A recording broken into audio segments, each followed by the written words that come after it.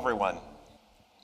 I'm Stanley Pierre Louis, and I'm with the Entertainment Software Association. These days, I hold several titles.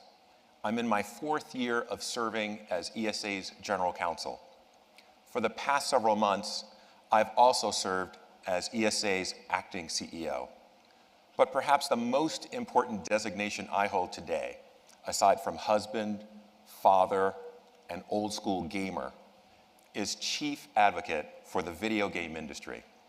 I love what I do because I love what you do. And I love to blow people's minds bragging about our industry. We produce the most compelling, dynamic, interactive, entertaining experiences on Earth. Thanks to our innovative technologies, engaging content, and the ability to connect with others, today's video game playing population is more connected than ever before. In terms of numbers, there are more than 150 million players in the United States and more than 2.6 billion worldwide.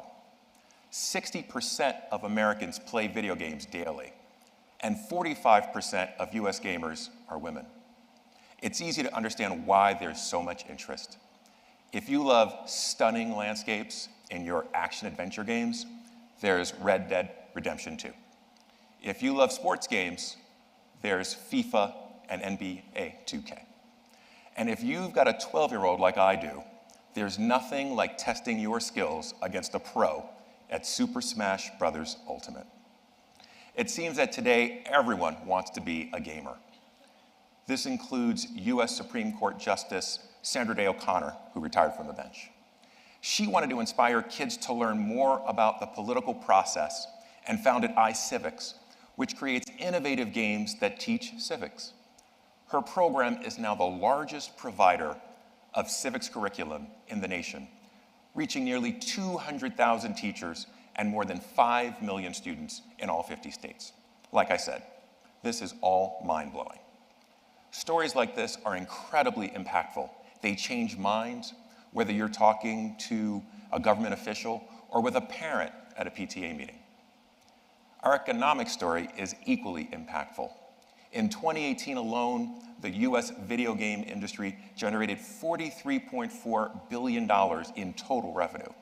That figure is triple what it was in 2008.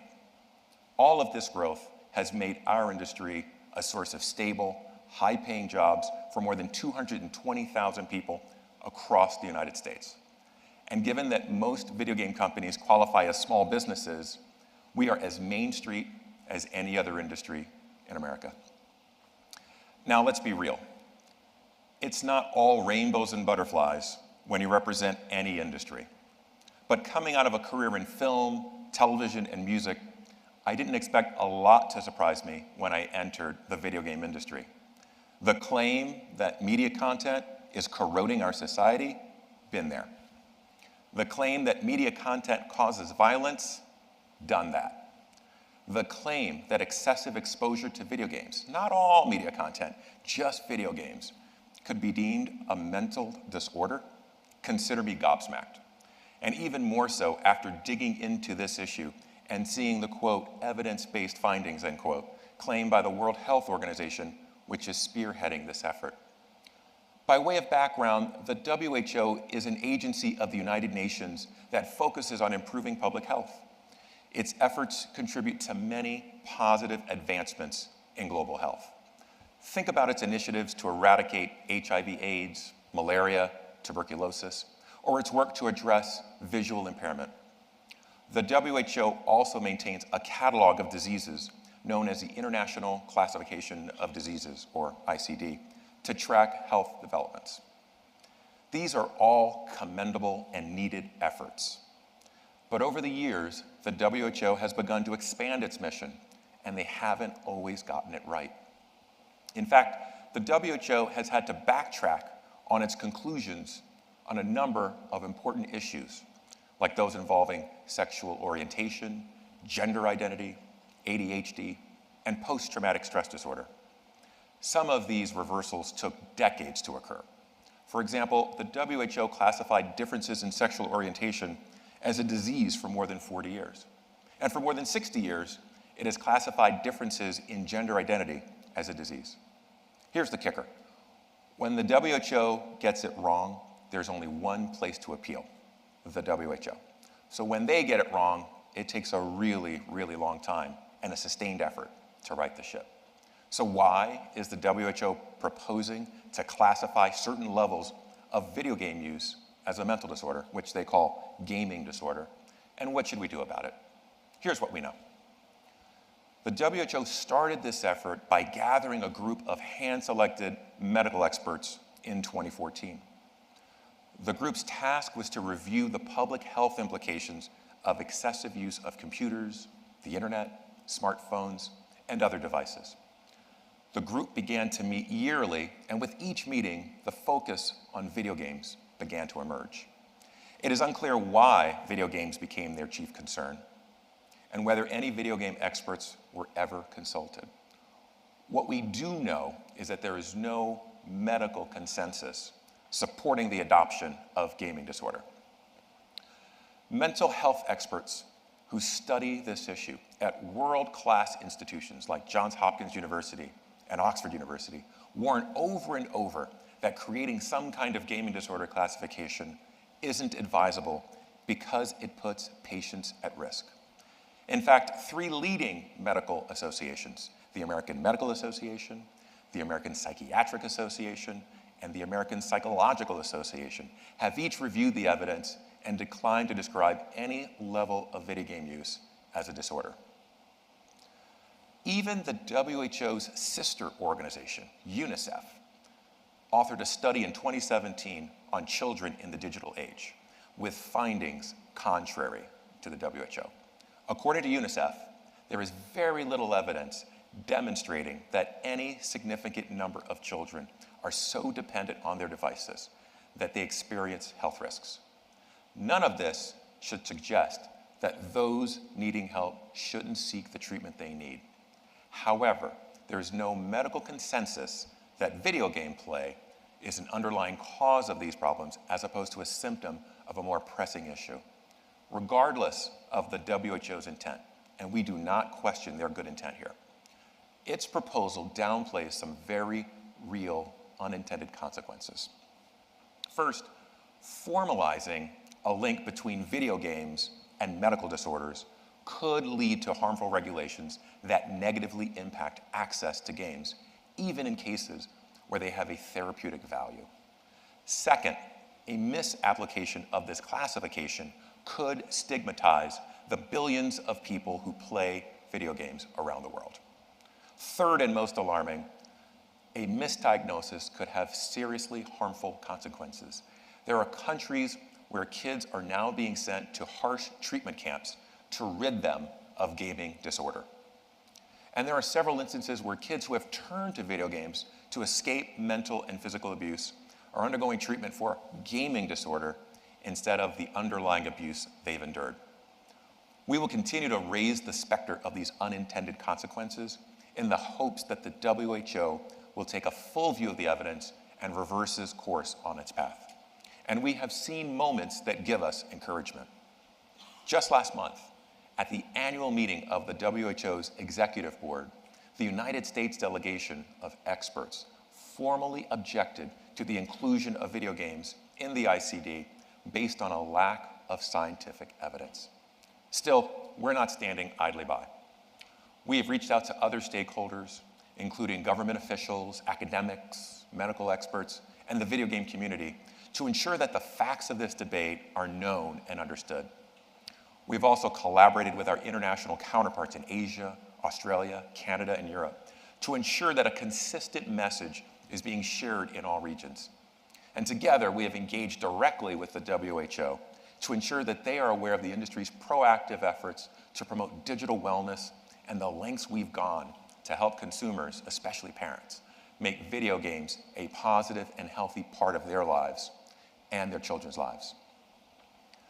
As one example, all consoles have password-protected parental controls that give parents the ability to control time spent playing video games and to decide what's best for their children. In addition, the Entertainment Software Rating Board, or ESRB, provides parents with the information they need to decide what games are appropriate for their children based on age and other factors. Our system of self-regulation has been consistently praised and trusted by parents, child advocates, and educators nationwide.